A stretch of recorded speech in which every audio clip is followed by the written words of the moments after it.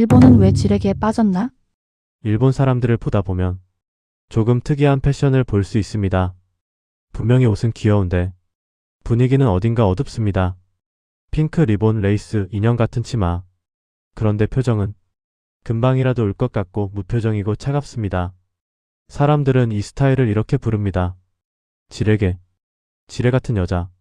귀여운데 위험할 것 같은 감정. 오늘은 이 이야기를 해보겠습니다.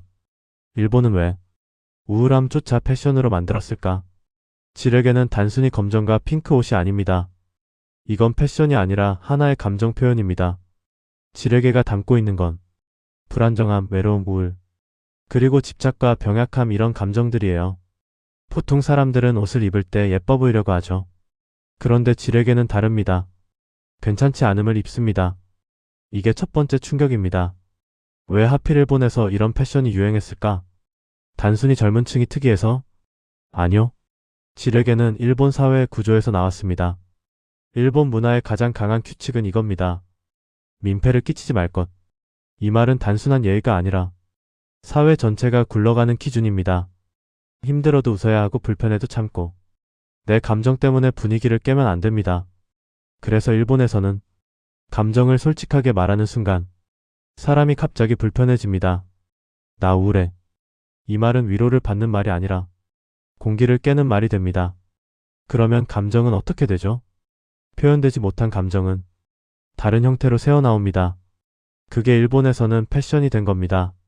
지레게는 나 힘들다를 말로 하지 못하는 대신 나 이런 상태다를 조용히 보여주는 방식입니다. 이게 일본식 감정 표현입니다. 소리치지 않고 폭발하지 않고 그냥 입어버리는 겁니다. 패션이 감정의 자막이 된 거죠. 여기서 일본 특유의 요소가 들어옵니다. 일본은 원래 귀여움에 미친 나라입니다. 카와이라는 단어는 단순한 취향이 아니라 사회적 언어예요. 귀여움은 안전하고 귀여움은 공격적이지 않고 귀여움은 튀지 않습니다. 그런데 문제는 이 사회에서 슬픔조차도 그냥 슬픔으로 남지 못한다는 겁니다. 우울함도 카와이 필터를 통과합니다.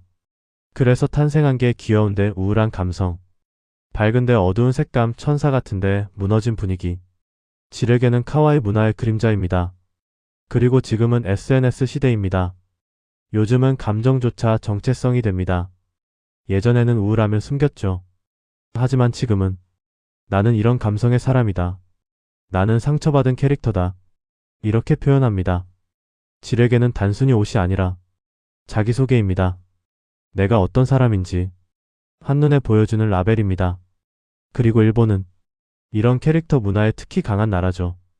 또 하나의 핵심은 이겁니다. 일본 젊은 층의 현실은 솔직히 밝지 않습니다. 취업 불안, 관계 스트레스, 미래에 대한 무기력. 사회는 조용히 순응하길 요구합니다. 그런데 일본은 이런 상황에 저항은 어렵습니다. 크게 분노하면 튀는 사람이 되고 조용히 있으면 무너집니다. 그래서 중간 형태가 생깁니다. 조용한 반항. 나는 괜찮지 않다를 가장 안전한 방식으로 보여주는 것. 그게 패션입니다. 그리고 일본은 무서운 나라입니다. 이 감성조차 산업으로 만들어버립니다. 지레게 브랜드, 지레게 메이크업, 지레게 카페, 지레게 콘텐츠. 우울함이 개인의 아픔이 아니라 소비 가능한 상품이 됩니다. 감정이 시장에 포장되는 순간 사람들은 더 이상 우울을 숨기지 않습니다. 우울을 입습니다. 지레게는 단순히 패션이 아니라 위험한 지점도 분명히 있습니다. 왜냐하면 이건 단순한 옷이 아니라 감정이 상품화된 형태이기 때문입니다. 처음에는 감정을 보여주는 방식일 수 있습니다. 하지만 시간이 지나면 나는 힘들다가 아니라 나는 힘든 사람이다로 굳어질 수 있어요.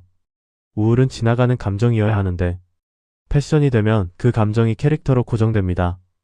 그 순간 사람은 우울에서 빠져나오기 어려워집니다. 지레게는 슬픔을 귀여운 형태로 바꿉니다.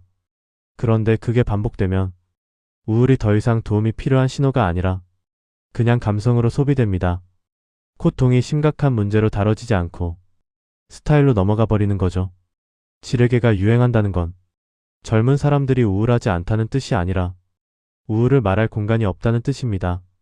그런데 사회가 그걸 해결하는 대신 그래도 귀엽게 표현하면 되잖아. 이렇게 흡수해버리면 문제는 사라지지 않고 커트로만 정리됩니다. 일본은 결국 지레게를 시장으로 만들었습니다. 이 순간부터 우울은 치유되어야 할 감정이 아니라 팔리는 감성이 됩니다. 그리고 시장은 사람이 회복하는 것보다 계속 소비하는 것을 원합니다. 이게 가장 무서운 부분입니다. 질에게는 어떻게 보면 예쁘기도 합니다. 하지만 그 예쁨이 현실의 고통을 가리기도 합니다. 우울은 원래 도움이 필요한 신호인데 귀여움으로 포장되면 신호가 약해집니다. 질에게는 단순히 예쁜 옷이 아닙니다. 일본 사회가 감정을 처리하는 방식입니다. 감정을 직접 말하지 못하는 사회, 민폐를 두려워하는 구조, 귀여움으로 모든 걸 포장하는 문화, SNS 시대의 캐릭터 정체성, 그리고 감정마저 산업화하는 시장. 이 모든 게 합쳐져서 우울함이 패션이 된 겁니다. 일본이 특이한 게 아닙니다. 우울한 게 특이한 게 아닙니다.